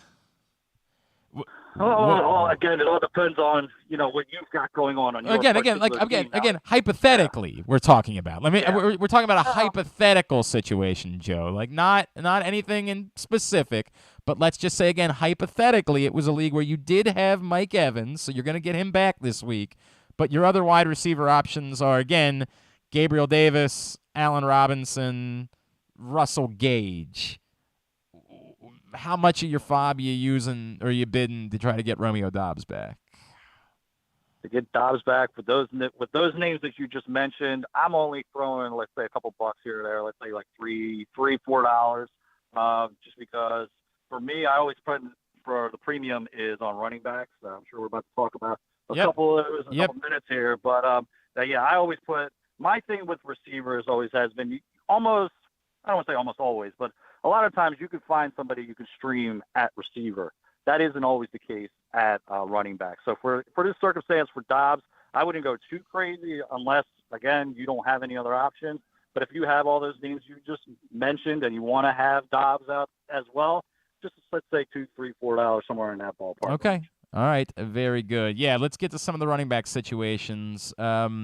I know you brought up Jamal Williams last week. I hope that there were people that were listening. I assume it's not just DeAndre Swift owners. It's anyone. If Jamal Williams is out there, it's worth using a waiver claim on because it looks like he's going to be the starter for at least the next couple of weeks. Yep. Yeah, everything that we hear, the Swift is going to be out for a couple of weeks due to an injury. We didn't really know that this past Sunday. I know when I was paying attention to the games, I was like, what's going on here? Why is Jamal? Now, I didn't think he was going to carry the ball 20 times and get 2 touchdowns. I thought he was going to be still in the mix as somebody kind of like a 1A, 1B, like you're seeing in situations like Miami and Green Bay and things of that nature. But now it sounds like the job is all his. So, yeah, he's a guy, like I kind of mentioned before, I would be willing to put significant amount of fab on him just because, these kind of injuries with running backs, they can linger. Yeah, he's out 2 weeks. He might come back, play 4 or 5 weeks, and then Williams might be relevant again down the second half of the season. So those are the kind of guys that I'd rather hold on to as opposed to, let's say, a 4th or 5th wide receiver. So if you're looking for like a number to go after Jamal Williams, again, kind of all depends on how desperate you are at running back. But let's say if you have about $100, I'm willing to spend about, you only got about 10 weeks left in the regular season. So $10 play would be my option. Wow, that is significant. What do we make of Khalil Herbert?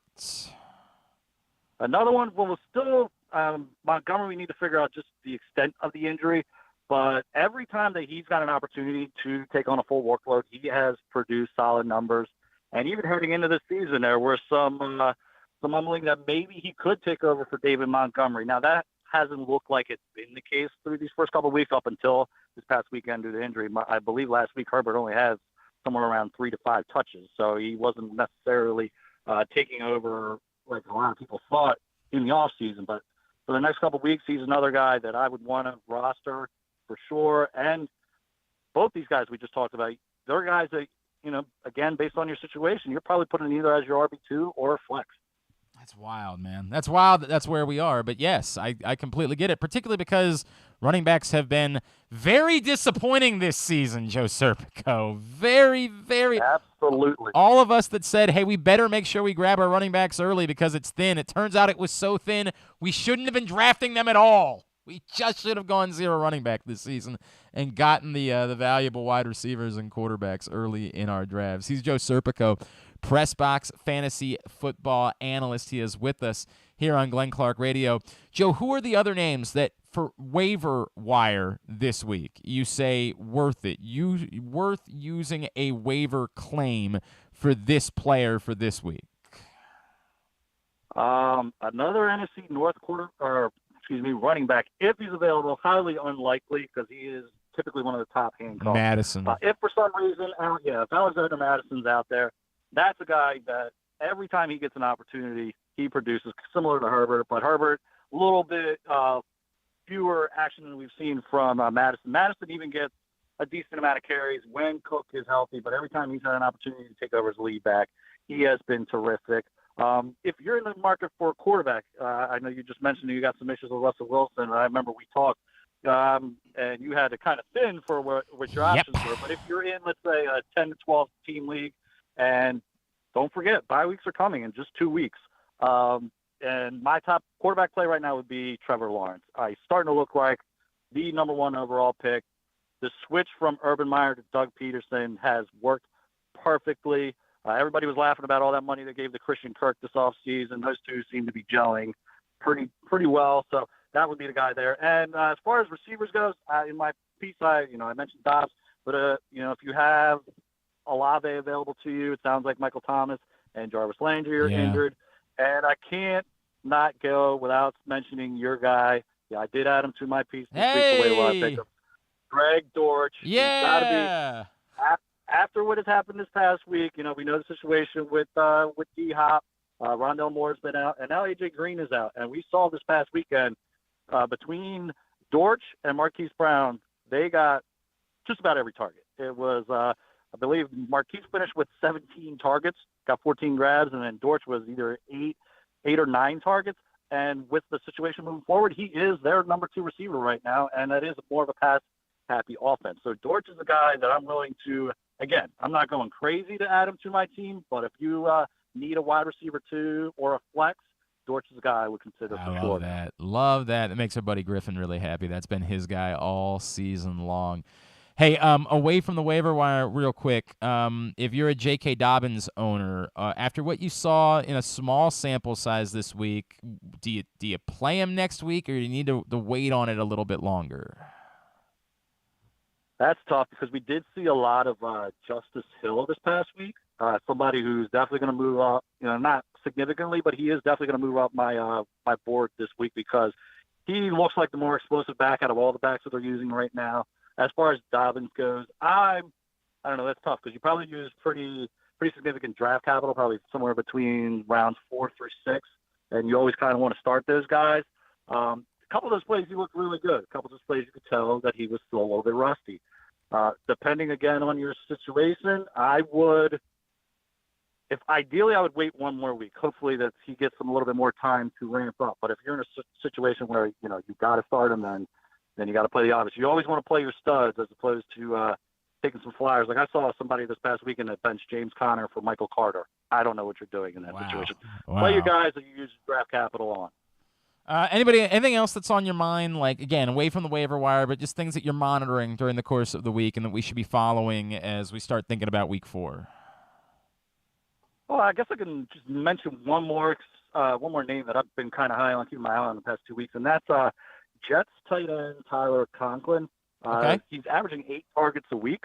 Now, we know that typically Joe Flacco is kind of been heavy targeting tight ends. We've known that since his days in Baltimore. We don't know if that's going to necessarily be the case once Zach Wilson takes over. But he has been steady getting targets. He's a guy that at a position where it's kind of up and down. I have a solid, let's say, top 6 or 7 tight ends that I'm willing to start every week. But then after that, it kind of becomes a streamer. And Conklin is pretty much in that line right there. If you have, let's say, if you're picking between Irv Smith and Conklin, right now I want Conklin. That's boy, I didn't realize we were there, but I get it. I get the theory. It makes all the sense in the world. I wish Trevor Lawrence, by the way. As you've been talking, I've been searching, and there's no Trevor Lawrence. Definitely not available in any of my leagues because I am with you. I am on board. So he's available in my league, but we can only own 2 QBs. So is it worth it to drop? I have Derek Carr and Tua. So do I drop either of those guys to go get Lawrence? Oh, that's a good question. Because they're all kind of in the same general area for me. Those 3 guys are probably between, let's say 10 and 14. That's kind of tough. I always try when you're in that circumstance. I don't know how the rest of your team looks, but if you could stack some guys, if you had, let's say, Kirk already on your team, and you want to add Lawrence, go for it. But that's kind of tough. Just after what we saw from Tua, last week against Baltimore, and then Carr has been one of the guys that I really like to, heading into this year. I think he's going to finally put up fantasy relevant numbers. So that's tough. That is gotcha. really I do have Kirk and Waddle on my team. So you think I should roll with Tua and Trevor Lawrence? I would go that route. See if you can see if there's any way for you to flip Carr or even, something, because quarterbacks don't get the same value back in trade as position players. But if you could flip him for anything that's going to help you out later on, go for it. All right. At Joe Serp on Twitter is how you follow him. PressBoxOnline.com is where you see all of his stuff. Joe Serpico, appreciate you, man. Let's talk again next Tuesday, all right? Absolutely. That's Joe Serpico, PressBox fantasy football analyst, joining us here on GCR, getting us ready for Week 4. Today's show is also brought to you by Glory Days Grill. The Oktoberfest menu is here, and it's spectacular. God, it's good. Slam dunk pretzels, the cheddar ale soup. Any combination of those things. It's like that Natalie Portman, Mila Kunis, Ashton Kutcher conversation that we had the other day. Any combination of the slam dunk pretzels and the cheddar ale soup. So if you go with the slam dunk pretzels by themselves, if you go with the cheddar ale soup by itself, or if you go with the slam dunk pretzels dipped in the cheddar ale soup, any of those combinations works, much like any of the combinations of Natalie Portman, Mila Kunis, and Ashton Kutcher work. It's amazing. Amazing. What a time we're living in. I have not stopped thinking about it, and I never will. Never will stop thinking about that. Glory Days Grill also has right now the Bavarian burger on the pretzel bun, the chicken schnitzel, the Brewer's sausage platter, the Brewer's sausage sandwich. What are we doing? Let's leave. Let MC Ernest do Simply the Bets. You and I can run over to Glory Days Grill and get some, Oktoberfest food right now. GloryDaysGrill.com is the website for you to do that. You prepared to do Simply the Bets? You have everything you understand? I think as an NCAA athlete, I have to decline your offer. This guy. I'll go myself. Guy. I'm not allowed to. I want to protect my eligibility. Get out of here. Get out of here. All right. That is coming up in just a couple of minutes as we are winding down a Tuesday edition of Glenn Clark Radio. Joe got in earlier. Joe said, while it does feel stupid to be having a debate right now about who the MVP is. You know what? Somebody else messaged me about this too. Dylan said something about this earlier on Twitter. Do you think that Lamar Jackson will have a harder time winning it because he's already won one? It's such a weird, I said this yesterday. What are we doing? Get to week 5, at least. And then let's talk about, if you want to talk about MVP, then fine. We're 3 games into the season. What are we doing? I also understand that people like trying to make futures bets for the funsies of it. Let's wander over to the old FanDuel Sportsbook and see. I believe he's, plus 700? Is Lamar is he the favorite? No, I think Josh Allen's still the favorite, plus 300. I understand that, and I think Mahomes is up there with Lamar. Josh Allen plus 300. Lamar has moved to plus 550. The second favorite. Jalen Hurts, the third favorite at the moment, plus 600. Patrick Mahomes at plus 700. Jalen Hurts is ahead. Is ahead of Patrick Mahomes.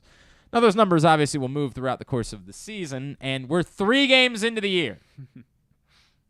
So if I have any betting advice, it's don't. Lamar was plus 2,000 at the start of the year. You know what? I threw $5 on it.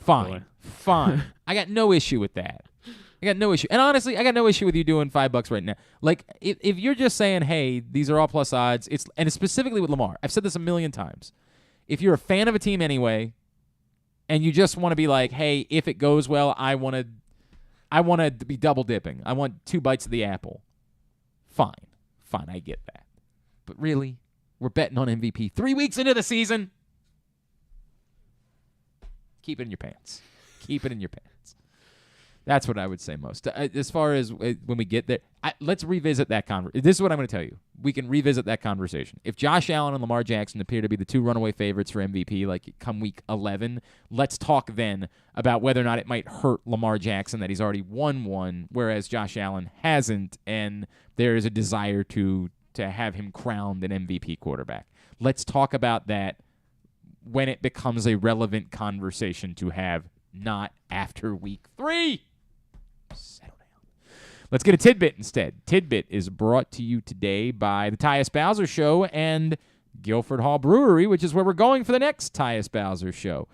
So on Tuesday, October 4th, 1 week from tonight, no show tonight, next Tuesday night, we will be back for the next Tyus Bowser Show at Guilford Hall Brewery, 1611 Guilford Avenue in Station North, which is an awesome place. They've got indoor and outdoor areas while the weather is still nice enough for you to be able to enjoy the outdoor seating.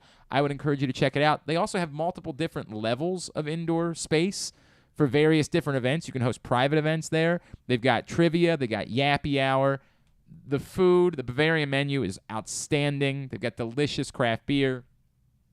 I can't say enough about Guilford Hall Brewery. It is really a gem in our city. Now, we already went out there for one Tyus Bowser show. I wouldn't mind being there for every Tyus Bowser show, but apparently we're gonna move it around more after this. We'll be there next Tuesday night. Tyus and his special guest. The Tyus Bowser Show is a partnership of PressBox and Grade 8's Memorabilia. It is brought to you by Maryland Vascular Specialists and the all-new Ginsu Kamado Grill. If you'd like to find out more, you can go to PressBoxOnline.com/Bowser. Keep asking if there's a catch. Keep thinking to yourself like, well, if I go out there, it's not like I'm going to actually be able to meet these guys and get like pictures and autographs for free. Unless we tell you otherwise, yes, you can. Now, sometimes we do have to institute policies or rules or something like that. But unless we tell you that, there is no catch. You just get to come out, rub elbows with two of your favorite Baltimore football players. I don't understand. It's probably better for us that we haven't had the insane crowds and I know that I understand how this city works. The Ravens are leading the division in December. It's going to be a mob scene no matter who the guest is. The guest could be the backup long snapper, and it's pure insanity. We're just not there yet for some reason in September and October. But, man, you missed out. Marlon Humphrey signed autographs and took pictures with everyone who came out to Skipjack's Crab Deck. Tyus does that for every show. I don't know what you're doing. I would get out on Tuesday night. Next 1 week from tonight, next Tuesday night, join us at Guilford Hall Brewery, 1611 Guilford Avenue in Station North. I think it was Nick Kelly yesterday was in the YouTube chat, and he mentioned that yes. the Tyus bump also is still, that's true. I've had a few people bring that up to me. yeah. Had a few people mention that there is something real. And I meant to bring up Nick Kelly also, I apologize, was concerned for a second because it was Nick Kelly who introduced us to the hoop fish bake. He was concerned by your initial reaction that you, again, might be a terrorist, that you might be someone that we have to, exclude, we have to keep away from schools or something like that. But as it turns out... It was not good. It was... yeah. So he was relieved by So with that. The pepper sandwich, my flatulence was coming through my mouth. Yes. So I was burping a So lot. this one went the other way? Yeah, it went the other way. How about I that? felt a lot more gassy at the back end yesterday. You're saying maybe if you're scoring at home, don't make a casserole with fish and SpaghettiOs. Don't ever do that. Yeah, probably not. Which is weird because Micah was thinking about doing that on Friday night. He was like, that's what all the kids are doing. That it's the fish SpaghettiO challenge on TikTok. Yeah, that sounds like a terrible college meal prep situation or something. It sounds bad at any level ever. And by the way, again, I can't believe that there have been two different people that have asked me if we're going to do NyQuil chicken. No. No. We'll see. No. What is wrong with you? We will see. We're not doing that. All right. You got a tidbit? Yeah, so Santander multi-homered game again last night. His fourth of the 2022 season. He is now tied with 6 other players that have had multi-homer games 4 times this season, and then there are 5 other players who have had more than 4 multi-homer games. So I would like you to name the 5, and then this season? Yes, this season. For the Orioles, you say? For in general. The across Major League Baseball. Across Major League Baseball. I was like, what the hell? Yeah, sorry.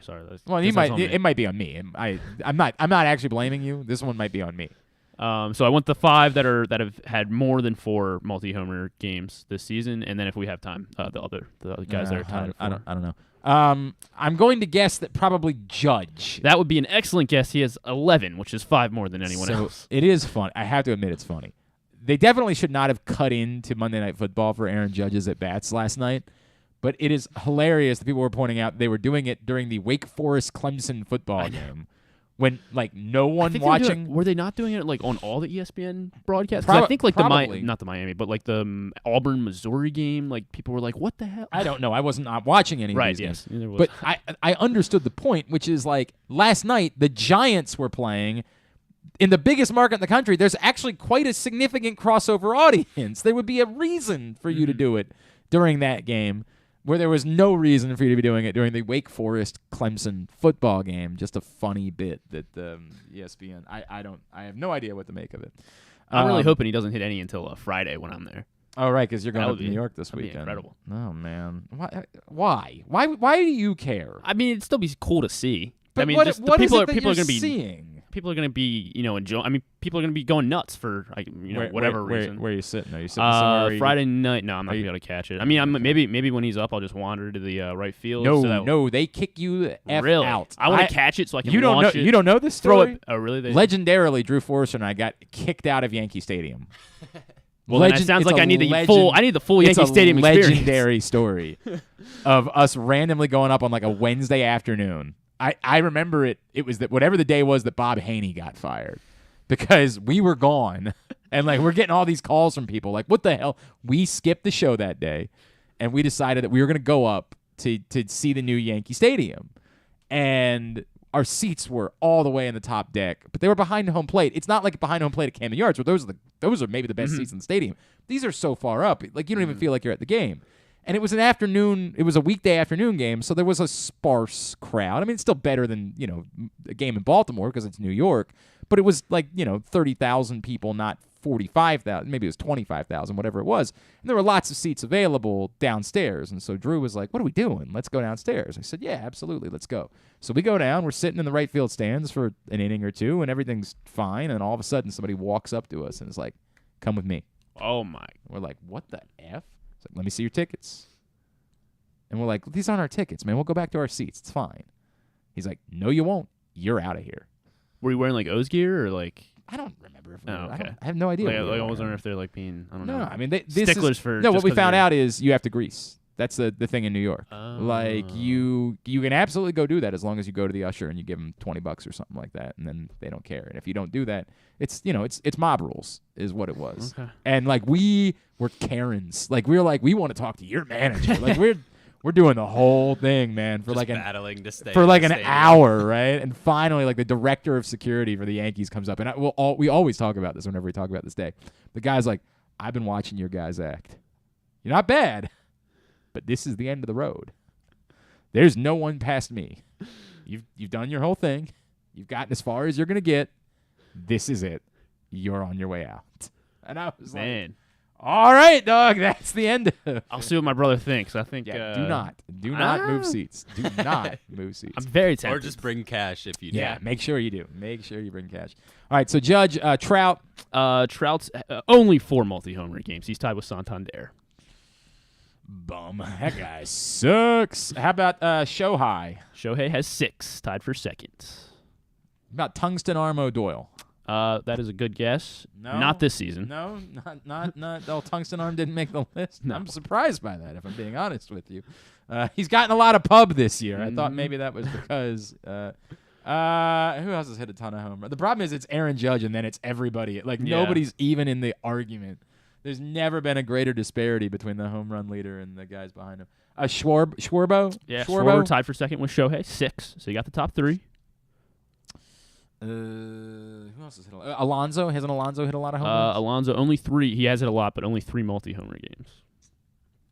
Christian Walker. Christian Walker, 3 multi-homer games.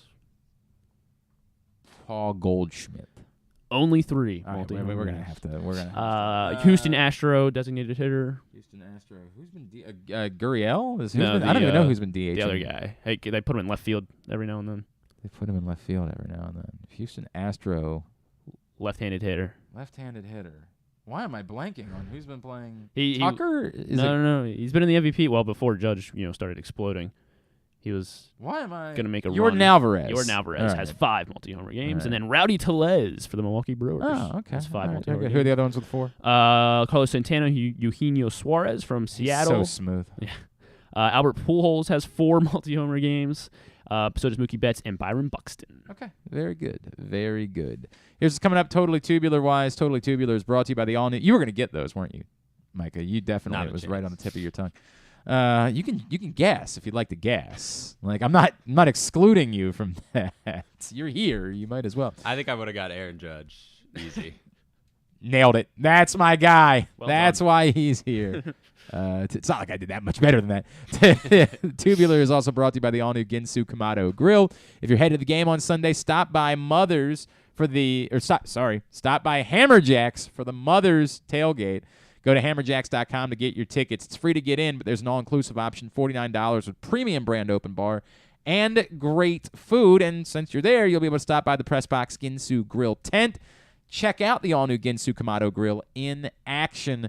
It's the perfect ceramic tailgate or home grill for searing, grilling, baking, and smoking all kinds of food. Get the details. Reserve yours today, ginsugrills.com. Use the code TAILGATE, and you get $100 off when you reserve your Ginsu Kamado Grill. Here is what's coming up totally tubular-wise this evening. Orioles continue their series with the Red Sox and their minuscule playoff hopes. Masson 2, Kyle Bradish, and Michael Waka Flocka Flame, the pitching matchup at 7 o'clock. Masson Braves Nationals at 7. It is a good pitching Waka matchup. Flocka Flame. Oh, Waka Flocka. Good mashup, you said. I thought you said good matchup. I did say matchup, but I meant MLB Network, Cardinals Brewers at 7:30. TBS is where you can see Aaron Judge trying to hit another home run. Yankees Blue Jays at 7. This afternoon, the U.S. National team plays a friendly against Saudi Arabia. Really? Is that a? They not read the room? Like they not they don't get the newspaper? Maybe they're playing them to beat their brains in. But like I get that you like might have to play them in the World Cup. Like you don't get to choose who's in the World Cup, but you get to choose who you play in friendlies. They're calling it a somewhat friendly. Yeah, that's a. You know what? Dynamite tipping. MC Ernest. What is the thought process there? They were like, man, the other guys that are hanging out with Saudi Arabia, they're just getting so much positive attention. We should replicate what they're doing. A really weird bit.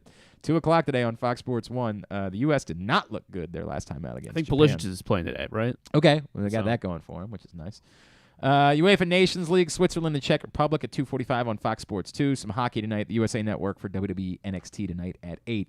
Non-sports highlights quickly. Series finale of Dana White's Contender Series. Bo Nichols fighting, former collegiate champion, wrestling champion. I did not know that my buddy Austin Lane got a contract. Really? Yeah. I haven't been following Contender Series that closely. Former Jaguar. I've been friends with his agent for a long time, and so he's been on the show a few times. He does radio down in Jacksonville, apparently. Oh, wow. Got a contract, which Good is crazy. for him. Love that guy. He lost to Greg Hardy once, and it really broke my heart. Like, really broke my heart. That was rough. But new Bachelor in Paradise starts tonight, because I know you were upset that the Bachelorette finale was last week. God, so now you have heart. all of your favorite bachelors from past seasons joined I was really together. excited. Apparently, the finale of Big Brother was this weekend, and that I couldn't believe was still a show. I could not believe that They're still on exists. season 30 or maybe 20. I don't know. Anything, we got to go. The Nick Kroll special is on Netflix today. Okay, very good. That is the highlights. Thanks to Chris Canty, thanks to Joe Serpico, and to Clark Judge. We'll get it all up in the greatest hits section of the tab at GlennClarkRadio.com. Tomorrow on the program, Rod Woodson is scheduled to join us, the Hall of Famer, and Navy quarterback Ty Lavatai is scheduled to join us tomorrow as well. Drew Forrester, for better or for worse, will probably check in with us, stuff and things. Thanks to everybody at PressBox, all of our great sponsors and partners, including our friends at Glory Days Grill, Royal Farms, Costas Inn, the Maryland Lottery, the Baltimore County Police Department, Guilford Hall Brewery, Grade 8's Memorabilia, the FanDuel Sportsbook at Live Casino and Hotel Maryland, Maryland Vascular Specialist, the all-new Ginsu Grill, the Baltimore Orioles, the Maryland 5-Star, your local Toyota dealer, and buyatoyota.com. Thanks to MC Ernest. It's Micah.Ernest right on Instagram. Yes, if sir. the kids want to follow you. And he's been working hard on our video content at Glenn Clark Radio on Facebook, YouTube, and Facebook, TikTok, and Instagram, TikTok, and Twitter. Jesus. Third time's the charm. Yikes. Griffin.Bass, thanks to Griffin as well. Have a great Tuesday night. Go Birds. Duke sucks. Ohio State sucks too. Give us just a minute. I think you know what you're doing at this point. Simply the Bets is